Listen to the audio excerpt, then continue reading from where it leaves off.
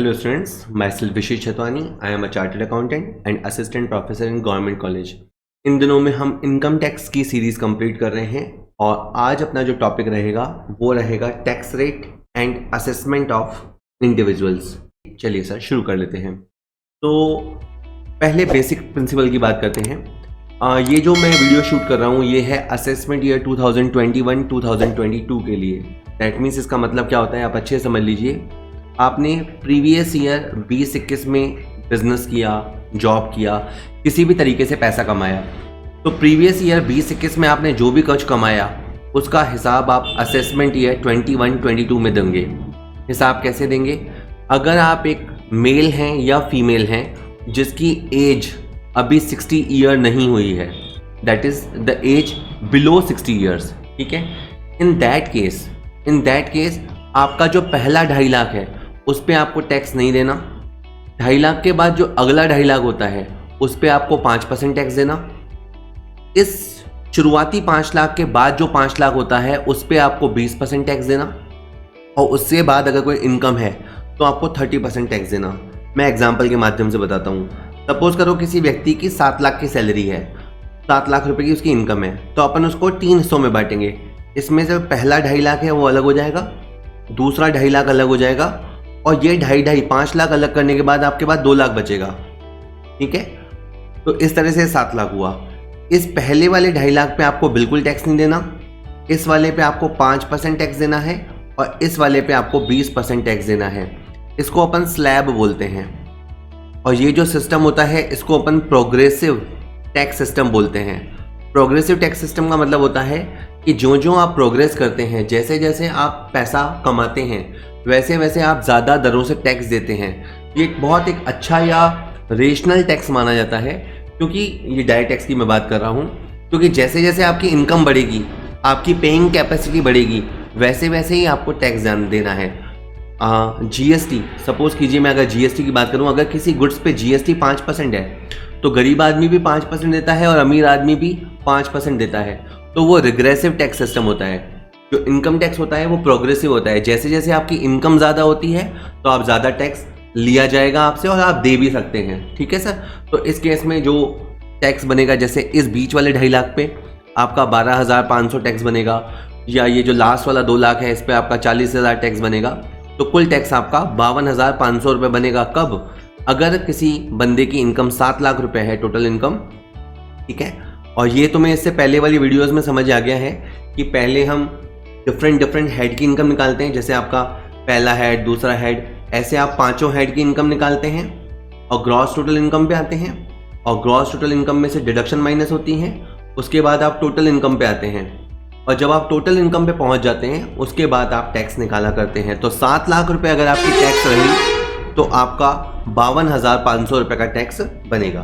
चलिए अपन अगली स्लाइड में बात करते हैं कि अगर हम किसी ऐसे मेल और फीमेल की बात कर रहे हैं जिसकी एज 60 ईयर हो चुकी है लेकिन अभी तक जिसकी ईयर 80 ईयर नहीं हुई है, यानी जिसकी एज 80 से थोड़ी कम है और 60 का वो हो चुका है, तब ज़्यादा अंतर नहीं है। उसमें यह है कि पहले 3 लाख पे आपको टैक्स नहीं देना। जो फर्स्ट 3 लाख है उस पर आपको टैक्स नहीं देना। 3 लाख के बाद जो अगला 2 लाख होता है उस पर आपको 5% टैक्स देना है। इस 5 लाख के बाद जो 5 लाख होता है उस पर आपको 20% टैक्स देना है और इसके बाद अगर आपकी कोई आय रही तो आपको 30% टैक्स देना है। फॉर एग्जाम्पल, अगर हम 7 लाख वाले व्यक्ति का ही एग्जाम्पल लें कि अगर आपकी इनकम 7 लाख रुपए है और आपकी एज मान लेते हैं 65 साल है, तो क्या होगा? इसमें से जो पहला 3 लाख है उसे अलग करेंगे, जो अगला 2 लाख है उसे अलग करेंगे और इस 5 लाख के अलग होने के बाद 2 लाख रुपए अलग करेंगे। ये जो पहला 3 लाख है इस पे आपको टैक्स नहीं देना, इस 2 लाख रुपए पे आपको 5% टैक्स देना है और इस लास्ट वाले पे आपको 20% टैक्स देना है। तो आप देखेंगे कि आपका टैक्स रिलेटिवली थोड़ा सा कम होगा। पिछली बार जो आपका टैक्स आया था और अभी जो टैक्स आया है उसमें थोड़ा सा अंतर है और आपका करीबन 50,000 टैक्स बन रहा है, ठीक है। और पिछली बार आपका 52,500 टैक्स बना था। तो इसका मतलब ये कह सकते हैं कि सीनियर सिटीजन होने का थोड़ा सा फ़ायदा होता है। ओल्ड एज में उनके दूसरे खर्चों के लिए ज़रूरत होती है तो उनसे टैक्स थोड़ा सा कम लेते हैं, ठीक है सर। तो ये बात समझ में आ गई आपको। चलिए अब अगर हम बात करते हैं कि कोई व्यक्ति अगर सुपर सीनियर है, सुपर सीनियर का व्यक्ति वो है जिसने अपनी एज 80 साल या 80 साल से वो प्लस हो गया हो। मैं आपको एक बात बता दूं, जैसे ये जो वीडियो मैं बना रहा हूँ ये प्रीवियस ईयर 2021 के लिए है। इसका स्टार्टिंग होता है 1 अप्रैल 2020 को और इसका लास्ट डे है 31 मार्च 2021। आप पूरे साल के दौरान कभी भी इस टेन्योर में कभी भी अगर आपने 80 साल को टच कर लिया तो आप सुपर सीनियर के दर्जे में आ जाओगे। और सुपर सीनियर होने पर फ़ायदा ये है कि पहले 5 लाख पे आपको टैक्स नहीं देना और जो बीच वाला 5 लाख है उस पर आपको 20% टैक्स देना है और उसके बाद अगर कोई इनकम है तो आपको 30% टैक्स देना है। तो अगर मान लीजिए कि एक सुपर सीनियर की जिसकी एज मान लेते हैं 82 ईयर है, उसको 7 लाख रुपए का अगर इनकम होता है तो 7 लाख में से 5 लाख पे उसे टैक्स देने की ज़रूरत नहीं है और 5 लाख के बाद जो 2 लाख रहेगा उस पर उसे 20% टैक्स देना होगा। यानी इसके लिए आप यूँ समझ लीजिए कि 5% वाला टैक्स रेट होता ही नहीं है, इसके लिए सीधा 20% वाला टैक्स रेट होता है जो कि 5 लाख के बाद शुरू होता है। तो आपका टैक्स करीबन 40,000 बनेगा, यानी पहले 2 स्थितियों से कम बना। तो सुपर सीनियर को एक तरह से और टैक्स में बेनिफिट होता है। तो ये मैंने आपको बिल्कुल बुनियादी बात बताई कि टैक्स रेट्स कैसे होते हैं और स्लैब सिस्टम क्या होता है। चलिए अब अपन आगे बात करते हैं। वरिष्ठ नागरिक सीनियर सिटीजन उसे माना जाएगा जो गत वर्ष के दौरान कभी भी अपनी आयु के 60 ईयर पूरे कर लेगा। तो ये तो पिछली वाली स्लाइड में होना चाहिए था कि सीनियर उसे माना जाता है जो कभी भी 60 ईयर को टच कर लेगा और सुपर सीनियर उसे माना जाएगा जो कभी भी अपनी एज के 80 ईयर्स को टच कर लेगा। अब आपको एक नियम याद रखना है, ये है रिबेट और इस रिबेट का सेक्शन है 87A। देखिए गवर्नमेंट चाहती है कि ज़्यादा से ज़्यादा लोग टैक्स भरें और इसलिए वो एक तरह से स्मॉल टैक्स पेयर को प्रमोट करती है, उनको मोटिवेट करती है। गवर्नमेंट कहती है कि अगर आपकी इनकम ज़्यादा नहीं है तो हम आपसे टैक्स नहीं लेंगे। फॉर एग्जांपल गवर्नमेंट कहती है अगर आपकी इनकम 4 लाख रुपए तक है तो आपका जितना भी टैक्स बनेगा तो हम आपको 12,500 की लिमिट देंगे। अब ये 4 लाख नहीं है, एक्चुअली 5 लाख है। तो गवर्नमेंट एक तरह से कहती है कि अगर आपकी टोटल इनकम 5 लाख को क्रॉस नहीं करती, आप 5 लाख के अंदर हैं तो आप स्मॉल टैक्स पेयर हैं। इस केस में हम आपके टैक्स में से 12,500 माफ़ कर देंगे। फॉर एग्जांपल अगर आपका टैक्स 17,000 बनेगा तो 17,000 में से हम 12,500 छोड़ देंगे और हम आपसे केवल 4,500 पे टैक्स लेंगे। ठीक है, तो ये 87A का रिबेट क्या है? ये पहली बात तो केवल और केवल रेजिडेंट इंडिविजुअल के लिए है। ठीक है, जो नॉन रेजिडेंट होते हैं उनके लिए ये डिडक्शन नहीं है, रिबेट नहीं है, केवल ये रेजिडेंट इंडिविजुअल्स के लिए है। उसमें भी किसके लिए है? जिसकी टोटल इनकम 5 लाख को एक्सीड नहीं करती। अगर 5 लाख रुपए तक है तो कोई दिक्कत नहीं है और 5 लाख से ऊपर अगर है, अगर मान लो जैसे मैं जिसका एग्जांपल ले रहा था 7 लाख वाला बंदा, तो इसे कोई रिबेट नहीं मिलेगी। लेकिन 4 लाख वाले बंदे को रिबेट मिलेगी, 5 लाख वाले बंदे को भी रिबेट मिलेगी। 5,10,000 वाले बंदे को ये रिबेट नहीं मिलेगी। ठीक है, रिबेट कितनी है? रिबेट आपकी टैक्स के बराबर है या 12,500 है। यानी अगर किसी व्यक्ति का टैक्स मान लो 10,000 बना तो फिर उसको 12,500 की रिबेट की ज़रूरत ही नहीं है, उसका पूरा 10,000 माफ़ कर दिया जाएगा। ठीक है, अगर 2 कंडीशन पूरी हों। कंडीशंस क्या है? बंदा जो है वो रेजिडेंट होना चाहिए और बंदे की जो टीआई है वो 5 लाख को क्रॉस नहीं करनी चाहिए। ये दोनों शर्तें पूरे होने पर या तो आपका 100% टैक्स माफ़ हो जाएगा या आपका 12,500 टैक्स माफ़ हो जाएगा। अगर जैसे किसी व्यक्ति का टैक्स बाय द वे 14,000 बनता है तो उसका 12,500 माफ़ हो जाएगा और फिर बाकी उसे 1,500 रुपये पे टैक्स देना पड़ेगा। चलिए सर नेक्स्ट, सरचार्ज। देखिए अगर आप बहुत ज़्यादा कमाते हैं, अगर आप हाई रेंज टैक्स पेयर हैं, अगर आप बहुत अच्छी इनकम कमाते हैं तो आपके ऊपर सरचार्ज भी लगेगा। सरचार्ज 10% हो सकता है, 15% हो सकता है, 25% हो सकता है या 37% हो सकता है। सरचार्ज इनमें से कुछ भी हो सकता है डिपेंडिंग ऑन। पहली बात तो सरचार्ज तब लगता है जब आपकी टोटल इनकम 50 लाख को एक्सीड करती है।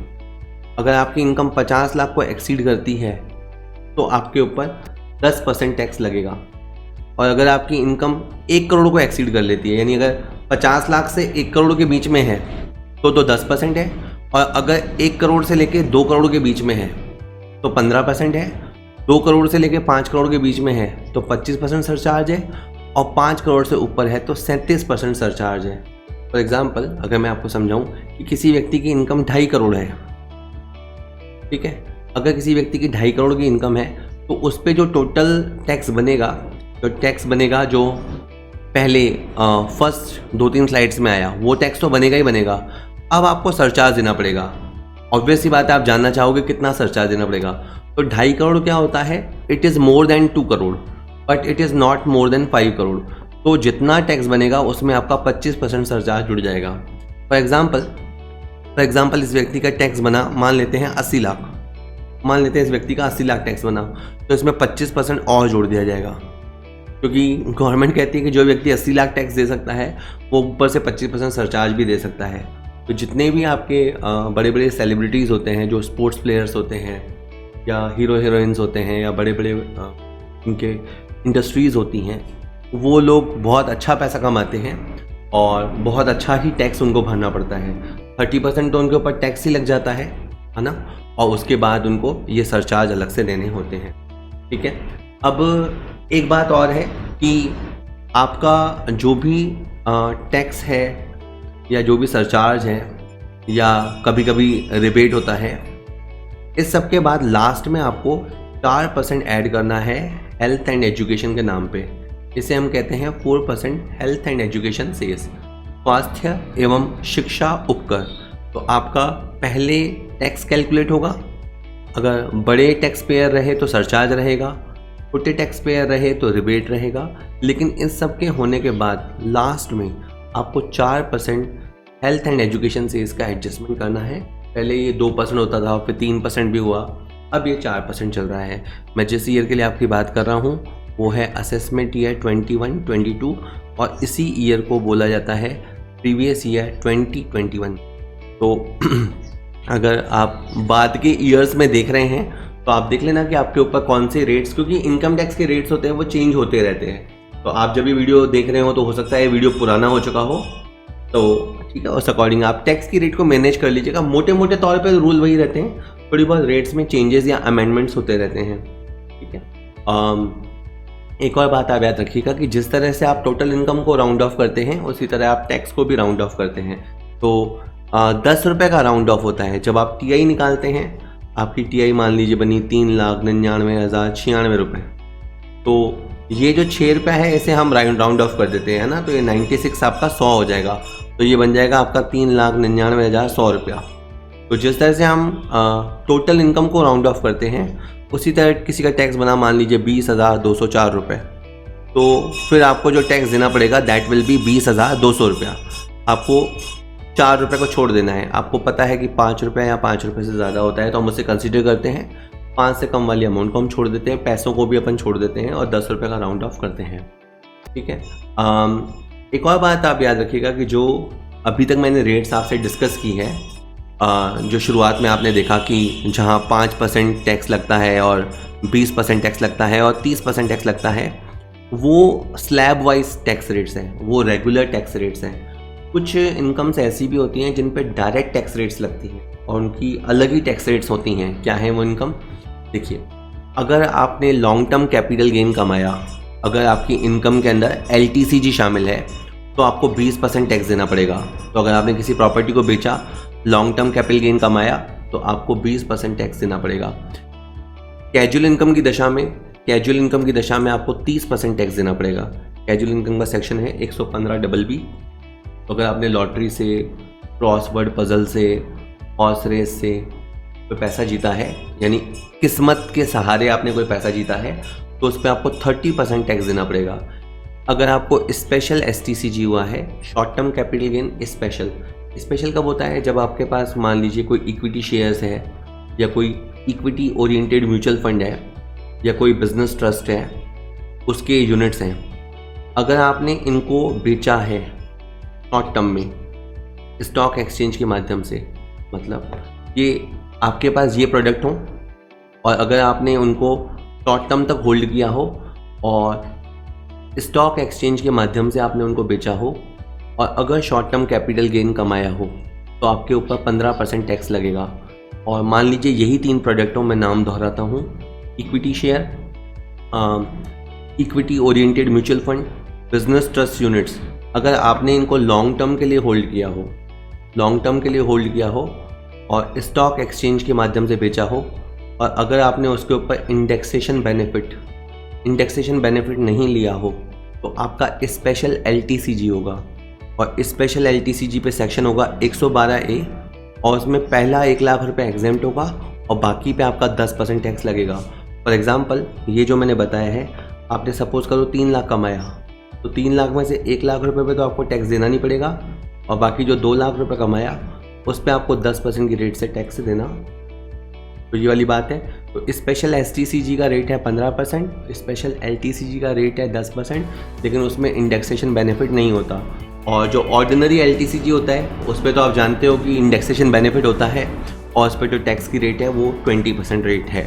ठीक है, ये सारे प्रोडक्ट्स के नाम स्क्रीन पे आ रहे हैं। Equity shares, equity oriented mutual funds, units of business trust, no indexation benefit, must have been purchase before 1 February 2018। ये आपका स्पेशल LTCG के लिए है। इसके अलावा अगर आपने कार्बन क्रेडिट को ट्रांसफ़र किया है, मतलब अगर आपकी फैक्ट्री है और आपकी फैक्ट्री पॉल्यूशन कम क्रिएट करती है, कार्बन डाइऑक्साइड का उत्सर्जन एमिनेशन कम करती है, तो आपको कार्बन क्रेडिट मिलेगा। और ये कार्बन क्रेडिट आप उन इंडस्ट्रीज़ को बेच सकती हो जो ज़्यादा पॉल्यूशन करते हैं। तो ये जो कार्बन क्रेडिट सर्टिफिकेट होता है उसको ट्रांसफ़र करके जो आप पैसा कमाओगे उस पर आपका 10% टैक्स लगेगा। तो ये भी एक ख़ास तरह की इनकम है। इसी तरह से अगर आपके प्रेमाइसेस पे या SSC के प्रेमाइसेस पे सर्च होती है, उस पर छापा पड़ता है और छापे के दौरान अघोषित आय निकलती है, अनडिक्लेयर्ड इनकम निकलती है, तो उस केस में 60% टैक्स लगेगा। इसके अलावा सरचार्ज वगैरह भी होता है, इसका सेक्शन 113 है। तो जो ऑर्डिनरी स्लैब वाली रेट्स हैं उनको तो आपको अलग से याद करना है, जो ऑर्डिनरी स्लैब रेट्स हैं उनको आपको अलग याद रखना है। और ये जो स्पेशल रेट्स हैं इनको आपको स्पेशली याद रखना है। ठीक है, स्क्रीन पे आ रखी है, आप चाहें तो एक बार स्क्रीनशॉट ले लीजिए। चलिए सर, और आगे भी देखते हैं।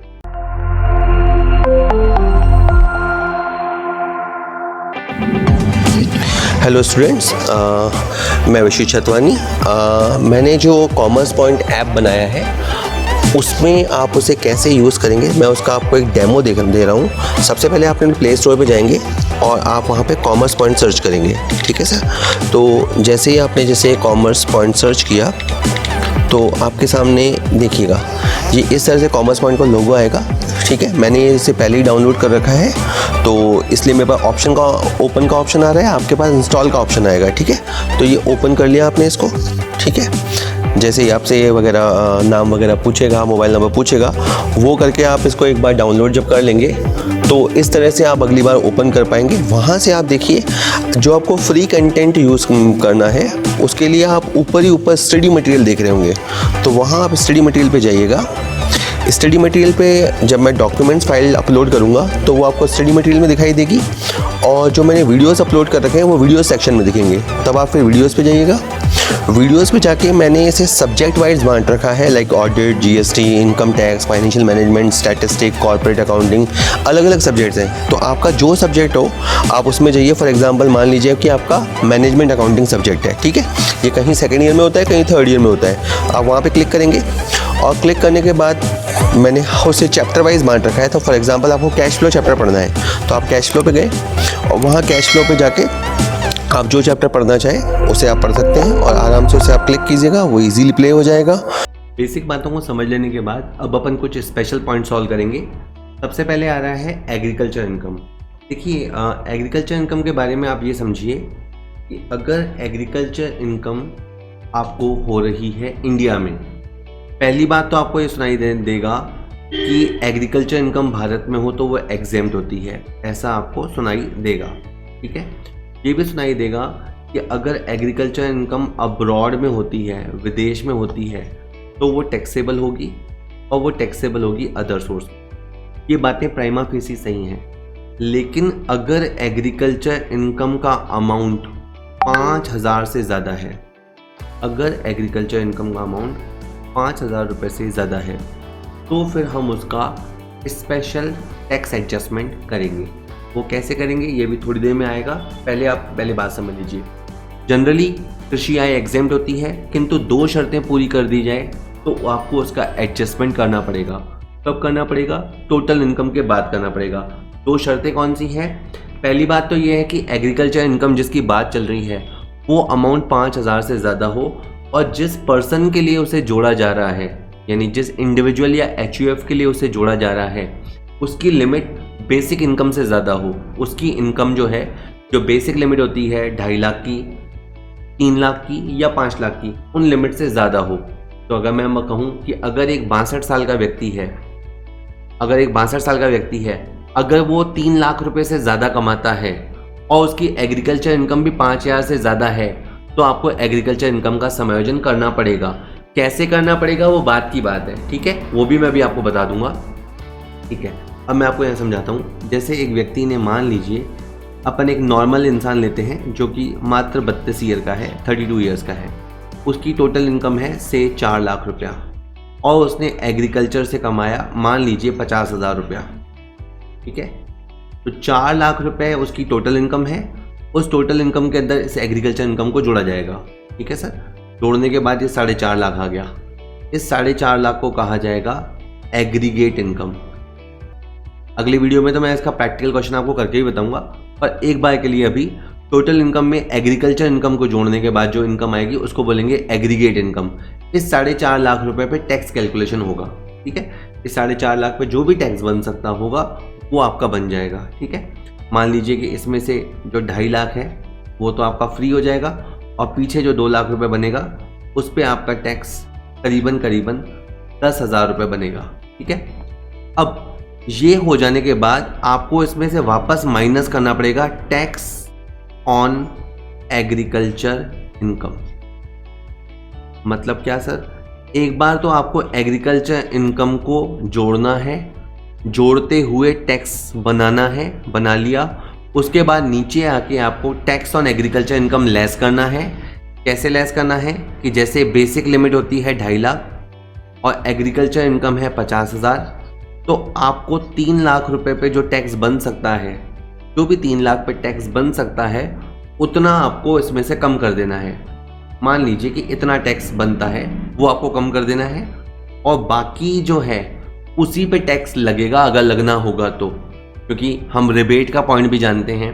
रिबेट के केस में क्या होता है, अगर आपका 8,750 रुपये टैक्स बना तो इतना तो आपका माफ़ी हो जाएगा क्योंकि आपकी टोटल इनकम 5 लाख के नीचे जा रही है। लेकिन वो अलग बात है। ऑल्दो ऑनलाइन वीडियो में जस्ट बातें रिपीट नहीं होती है, रिपीट नहीं करनी चाहिए, पर मैं फिर भी एक बार आपको समझा देता हूँ। वैसे आप रिकैप करके भी सुन सकते हैं। पहले आपको टोटल इनकम निकालनी है, जैसे आप निकालते हैं। उसके बाद एग्रीकल्चर इनकम चेक करना है, क्या वो 5,000 से ज़्यादा है? हाँ। क्या जिस पर्सन की बात चल रही है उसकी इनकम 2.5 लाख से ज़्यादा है? हाँ। दोनों हाँ होने पे आपको एग्रीकल्चर इनकम जोड़ना है। जैसे ही आपने एग्रीकल्चर इनकम को जोड़ा तो क्या बनेगा? Aggregate income. एग्रीगेट इनकम पे जितना टैक्स बन सकता है बना लो, बना लिया। उसके बाद वापस आपको एग्रीकल्चर इनकम के जितना टैक्स लेस करना है। इसके लिए आपको 2.5 लाख की लिमिट और एग्रीकल्चर इनकम को जोड़ देना पड़ेगा। जैसे ताज़ा मामले में 3 लाख हुआ तो 3 लाख पे एग्रीकल्चर इनकम का टैक्स वापस लेस हो जाएगा और फिर जो आपका टैक्स बनना होगा तो बन जाएगा, रिबेट मिलनी होगी तो रिबेट मिल जाएगी। और यही सारी बात मैंने थ्योरेटिकली स्क्रीन पे लिखी है कि सबसे पहले एग्रीकल्चर इनकम को टोटल इनकम में जोड़ेंगे, एग्रीगेट इनकम को प्राप्त करेंगे और फिर एग्रीगेट इनकम पर नॉर्मल तरीके से टैक्स निकालेंगे और फिर नीचे आकर टैक्स ऑन एग्रीकल्चर इनकम की डिडक्शन दी जाएगी। डिडक्शन कितनी होगी? इसके लिए आपको basic limit plus agriculture income करना होगा। अगर आप सीनियर सिटीजन के लिए क्वेश्चन कर रहे हैं तो 3 लाख प्लस एग्रीकल्चर इनकम। अगर आप सुपर सीनियर के लिए क्वेश्चन सॉल्व कर रहे हैं तो 5 लाख प्लस एग्रीकल्चर इनकम। लेकिन कुछ मामलों में आप याद रखिएगा, जैसे फर्म के लिए एग्रीकल्चर इनकम एग्जेम्प्ट होती है, तो आप इन बातों का भी ध्यान रखिएगा, ठीक है। ये जो टैक्स का स्पेशल ट्रीटमेंट मैंने बताया ये केवल इंडिविजुअल और HUF के लिए होता है, ठीक है। अब इसके बाद अपना नेक्स्ट पॉइंट आता है शिफ्टिंग। शिफ्टिंग क्या होता है कि अगर मान लीजिए कि किसी व्यक्ति की इनकम मान लीजिए 6 लाख रुपए है, ठीक है, मैं सीधा रूल बताता हूँ। 6 लाख में उसकी जो नॉर्मल इनकम है वो तो है 2 लाख रुपया और उसका जो लॉन्ग टर्म कैपिटल गेन है वो है 4 लाख। दैट इज 2 लाख रुपए तो मान लेते हैं कि इसने सैलरी से कमाया और 4 लाख रुपए इसने किसी प्रॉपर्टी को बेच के LTCG कमाया। अब आपको क्या करना है, यहाँ से शिफ्टिंग करनी है। शिफ्टिंग कितनी करनी है? इस मामले में 50,000 की शिफ्टिंग होगी। यानी शिफ्टिंग का मकसद होता है आपकी ऑर्डिनरी इनकम को 2.5 लाख तक पहुँचाना। शिफ्टिंग से फ़ायदा क्या होगा? आपने 50,000 इधर शिफ्ट कर दिया तो आपका इधर से 50,000 रिड्यूस हो गया और अब आपको केवल 3.5 लाख पे टैक्स भरना पड़ेगा। यानी वैसे अगर देखें वैसे अगर देखें तो आपका 4 लाख पे LTCG लगता, लेकिन इस शिफ्टिंग कर पाने की वजह से आपको केवल 3.5 लाख रुपए पे ही LTCG पे जो भी 20% टैक्स होता है वो बनेगा। शिफ्टिंग कब कब हो सकती है या कहाँ कहाँ से हो सकती है, तो 3 चीज़ें याद रखिए। एक तो होता है LTCG आपका ऑर्डिनरी, एक होता है आपका STCG 111A और एक होता है आपका LTCG 112A। ठीक है, ये 3 तरह के कैपिटल गेन जो हैं, ये 3 तरह के जो कैपिटल गेन हैं, इसमें से आप शिफ्टिंग कर सकते हो। लेकिन कब कर पाओगे? जब आपकी अदर इनकम 2.5 लाख से कम हो, और सीनियर सिटीजन है तो 3 लाख से कम हो, सुपर सीनियर है तो 5 लाख से कम हो। इसलिए इसके लिए एक वर्ड होता है बेसिक एग्जेम्पशन लिमिट। तो अगर आपकी जो ऑर्डिनरी इनकम होती है, salary, PGBP, house property, other source, इसकी जो ऑर्डिनरी इनकम है वो बेसिक एग्जेम्पशन लिमिट से कम है, then you can shift the figure. तो यही मैंने बात लिखी है कि अगर किसी पर्सन की नॉर्मल इनकम बेसिक स्क्रीन पे देखिए बेसिक एग्जेम्पशन लिमिट से कम हो तो फिर LTCG, स्पेशल STCG और स्पेशल LTCG की शिफ्टिंग हो सकती है। LTCG की शिफ्टिंग करके आप 20% टैक्स बचा सकते हो, स्पेशल STCG की शिफ्टिंग करके 15% टैक्स बचा सकते हो, स्पेशल LTCG 112A की दशा में आप 10% टैक्स सेविंग कर सकते हो। शिफ्टिंग का रूल बहुत ही बेनिफिशियल होता है। अब आता है एक और पॉइंट, ये है धारा 86 के तहत रिलीफ, सेक्शन 86 की रिलीफ। ये कब मिलती है? मान लीजिए कि एक व्यक्ति है, उसका नाम है जय। ठीक है, जय जॉब करता है और ये भी मान लेते हैं कि वो 4,80,000 रुपया उसकी इनकम है। This is the income from salary head. ठीक है, हमने जो भी डिडक्शन वगैरह है वो सब दे दिया है। अब जय ने क्या किया, अपने एक फ्रेंड के साथ मिलके एक जॉइंट वेंचर किया। ठीक है, जय विजय ने एक जॉइंट वेंचर किया। अब इस जॉइंट वेंचर पे इन लोगों ने मान लीजिए 2 लाख रुपए कमाया। 2 लाख रुपए कमाया तो 1 लाख रुपए जय के हिस्से में आया और 1 लाख रुपए विजय के हिस्से में आया। ठीक है, इसको अपन 4 लाख कर लेते हैं। 4 लाख रुपए इसने कमाया, 2 लाख जय के हिस्से में आया और 2 लाख विजय के हिस्से में आया। अब होता क्या है कि जब 4 लाख की इनकम इस एसोसिएशन को होगी तो इस एसोसिएशन ने कुछ टैक्स भर दिया होगा। पूरी बात सुनना, इस 4 लाख की इनकम पे एसोसिएशन ने टैक्स भर दिया होगा। उसके बाद ये 2 लाख रुपए आपने ले जाके जय के अंदर जोड़ दिया और आपने जय की इनकम 6,80,000 रुपए निकाल ली और 6,80,000 रुपए का टैक्स बना दिया। तो जय ये कहेगा कि आपने सर हमसे 2 बार टैक्स ले लिया, एक बार तो मुझे एसोसिएशन के रूप में टैक्स देना पड़ा और एक बार आपने उसी इनकम को मेरी पर्सनल इनकम में जोड़ दिया तो मेरे पास दोबारा टैक्स लग गया। तो ये बात वाकई में सही है कि जय के ऊपर 2 बार टैक्स लग गया। अब सपोज कर लेते हैं कि 6,80,000 रुपये पे जो टैक्स लगा है, मान लेते हैं वो 27,000 रुपये लगा। आप कैलकुलेशन कर लेना कितना बनता है। तो ये क्या करेगा, 27,000 रुपये इसका टैक्स बना है 6,80,000 रुपये पे, मल्टीप्लाई करेगा 2 लाख रुपये।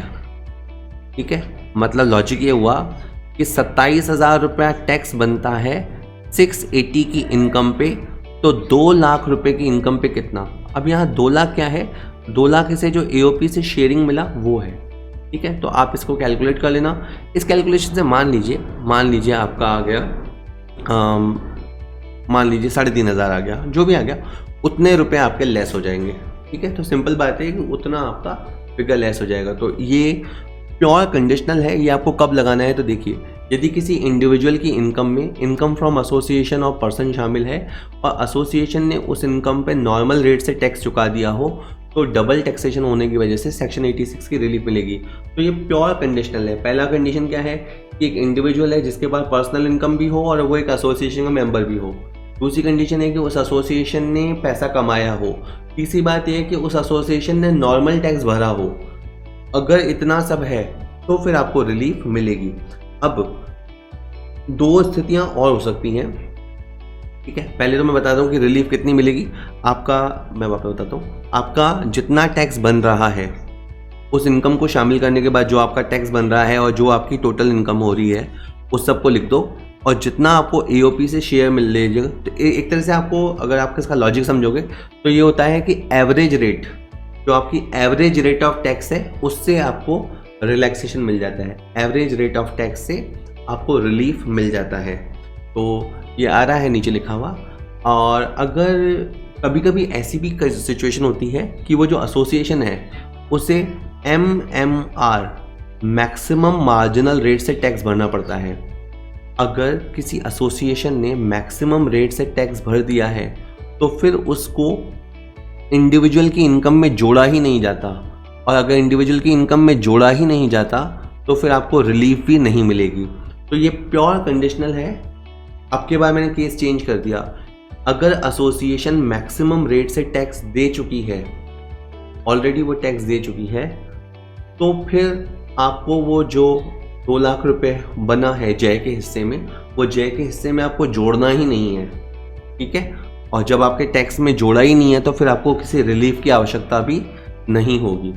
और एक और केस हो सकता है कि अगर उस एसोसिएशन ने टैक्स ही नहीं भरा है, अगर उस एसोसिएशन ने किसी वजह से, मान लो किसी एसोसिएशन ने 2 लाख रुपए कमाया, 2 लाख रुपए में उनके ऊपर कोई टैक्स लगेगा ही नहीं, तो उस केस में 1 लाख रुपए जो जय के हिस्से में आया और 1 लाख रुपए जो विजय के हिस्से में आया, वो सीधा बस आपके हिस्से में जुड़ेगा, सीधा आपकी टैक्स लायबिलिटी को इंक्रीज करेगा, लेकिन नीचे आके आपको कोई रिलीफ नहीं मिलेगी। इस तीनों पॉइंट को आप बारीकी से समझेंगे तो आप तीनों का लॉजिक समझ जाएंगे। जैसे ताज़ा मामले में इस तरफ आपका डबल टैक्सेशन हुआ ही नहीं है, इस एसोसिएशन में कोई टैक्स लगा ही नहीं है, तो फिर आपको रिलैक्सेशन क्यों मिलना चाहिए। तो अतः ये 1 लाख जो आपने के हिस्से में आया वो आपकी आय में जुड़ेगा और इस पर आपको कोई रिलीफ नहीं मिलेगा। तो ऐसी सिचुएशन भी हो सकती है। तो 3 एसोसिएशन में 3 केसेस हो सकते हैं। हो सकता है कि एसोसिएशन ने नॉर्मल टैक्स भरा हो सकता है एसोसिएशन ने मैक्सिमम रेट से टैक्स भरा हो, और एसोसिएशन ने हो सकता है टैक्स ना भरा हो, ठीक है। तो आपको समायोजन जो करना पड़ता है वो केवल पहली दशा में करना पड़ता है, दूसरी और आखिरी वाली दशा में आपको समायोजन नहीं करना पड़ता, एडजस्टमेंट नहीं करना पड़ता, ठीक है।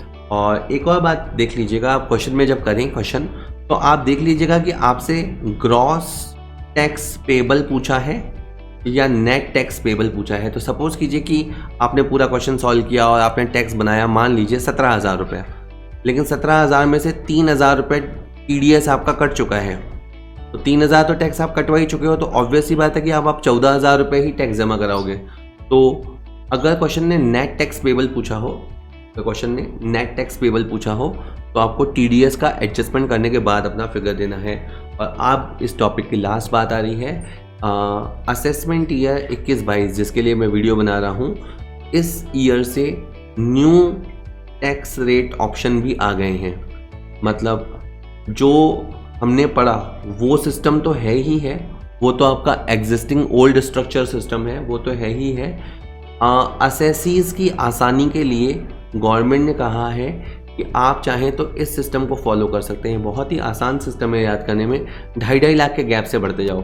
पहला 2.5 लाख नो टैक्स, अगला 2.5 लाख 5%, अगला 2.5 लाख 10%, अगला 2.5 लाख 15%, यानी यहाँ पे आपका 5% का इजाफा होता जाएगा, ठीक है। ये तो प्योर प्रोग्रेसिव टैक्स सिस्टम है ना।